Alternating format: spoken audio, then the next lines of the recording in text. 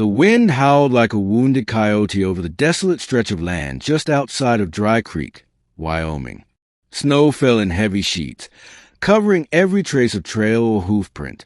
The town, a collection of crooked wooden buildings and flickering lanterns, shivered beneath the weight of an early winter storm. Jed Holt, a rugged cowboy known more for his solitude than his smile, leaned against the porch of his cabin nestled 2 miles from town. His Stetson shielded his storm-burned face, and his gloved hands clutched a tin cup of coffee long gone cold. He was no stranger to hardship. A former outlaw-turned-rancher, Jed had buried too many regrets and watched too many men die to believe in second chances. Then he heard it, a faint cry through the wind. He squinted into the blizzard. At first, he thought it was a trick of the storm. But then, like a whisper desperate to become a scream, he heard it again. "Please, let me in. I can reward you." His instinct warred against each other. The outlaw in him said ignore it. The man he'd tried to become since swearing off the gun told him different. Rifle in hand, Jed stepped off the porch. The wind bit through his coat as he followed the sound. A few paces beyond his barn, he found her. She lay in the snow, shivering violently, wrapped in nothing but a torn wool blanket and moccasins near worn to nothing. Her cheeks were frostbitten, her lips blue, and her almond eyes fluttered weakly. Her raven hair clung wet to her face. "Apache," Jed muttered, kneeling. The woman moaned, "Please, let me in. I can reward you. I promise. I'll work, I'll clean, I'll." Jed didn't hesitate. He swept her into his arms and carried her toward the warmth of his cabin, unaware that fate had just changed both their lives. Chapter 2, Fire and Ice. 2 days passed before she could speak more than a few words.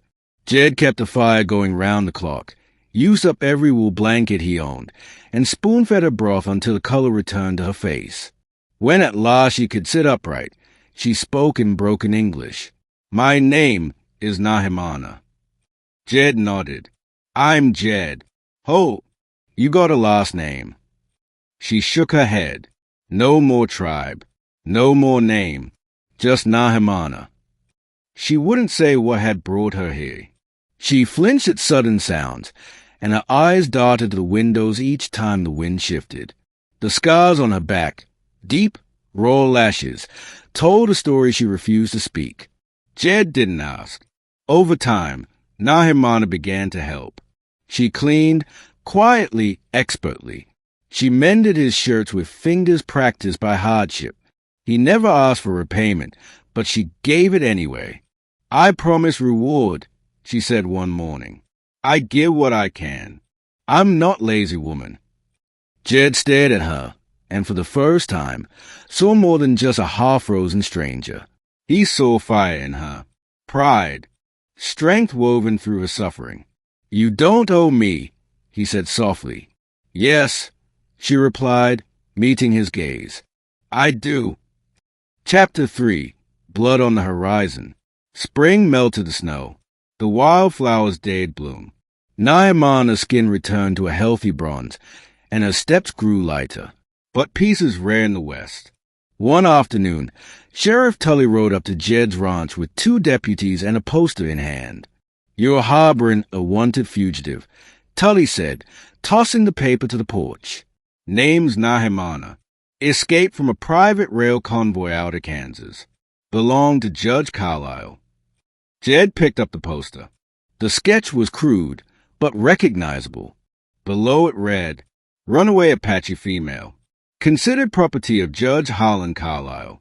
Reward, $300, dead or alive." Jed's stomach turned. "She ain't property," he growled. "She is in the eyes of the law," Tully replied. "Now hand her over, or we take her." "She ain't here," Jed lied, forcing calm into his voice. "A woman came through during the storm, yes, but she left soon as she could walk. Headed west." Tully didn't believe him, but couldn't prove otherwise. "We'll be back," he warned. That night, Nahimana wept for the first time. "I was sold," she said through shaking lips. By army officers. Judge used me as servant. Worse. He said I was nothing. Said he'd break me. I ran, and I'd rather die than go back. Jed said nothing. He merely set his rifle beside the door. Chapter 4. Storms and Secrets. Days turned to weeks. Every sunrise was a gamble. But Jed wasn't a man to sit idle. He started teaching Nahimana how to shoot, how to ride, how to read. "You teach like I matter," she said once, squinting at a tattered copy of Tom Sawyer. "You do," he answered without thinking. She stared at him a long time. One evening, after fixing the porch step, she whispered, "If you wanted, I would be your woman. I would not say no." Jed stood silent for a breath too long. "You don't owe me that," he said finally. "I want to," she replied. His eyes searched hers. Then he shook his head. "Not yet. Not until you're free. Truly free." Chapter 5. The Reckoning. Judge Harlan Carlisle arrived in Dry Creek himself 2 weeks later, flanked by hired guns and wagons. He claimed he was retrieving stolen property. The town murmured. Some men agreed with him. Others looked away. Jed rode into town with Nahimana hidden beneath his wagon seat. He strode into the saloon, rifle slung across his back, and faced the judge. "She ain't property," he growled. "She's a savage," the judge spat. "She was branded into service by order of the court." Jed's knuckles whitened. "She was abused, beaten. You think she don't have a soul because she ain't white." "Boy," the judge snarled, "step aside, or I'll make sure you hang beside her." That's when Nahimana stepped through the doors. Hair braided, face calm, rifle in hand. "I am not afraid of you," she said. The saloon went quiet. "You taught me fear, but I am not afraid anymore." The judge raised a hand, and his guards reached for iron. Jed's rifle was faster. The shootout was over in less than a minute. When the smoke cleared, 2 hired men were dead, 1 wounded. Jed took a bullet through the side, but stayed on his feet. Nahimana didn't miss once. The judge, bleeding and whimpering, crawled out the saloon doors. Chapter 6. Redemption. No charges were filed. The townsfolk, many ashamed of their silence, rallied behind Jed and Nahimana. Sheriff Tully resigned a week later. Jed spent 2 weeks in bed, healing. Nahimana never left his side. "Still want to be my woman?" he asked one night, voice hoarse. She leaned in close. "I always was. You just had to see it." Epilogue. A new dawn. The cabin changed after that. Nahimana planted flowers by the windows and painted the kitchen door red. Jed, once hardened by loss, smiled more. They built a life from the ashes of pain. Not perfect, not easy, but theirs.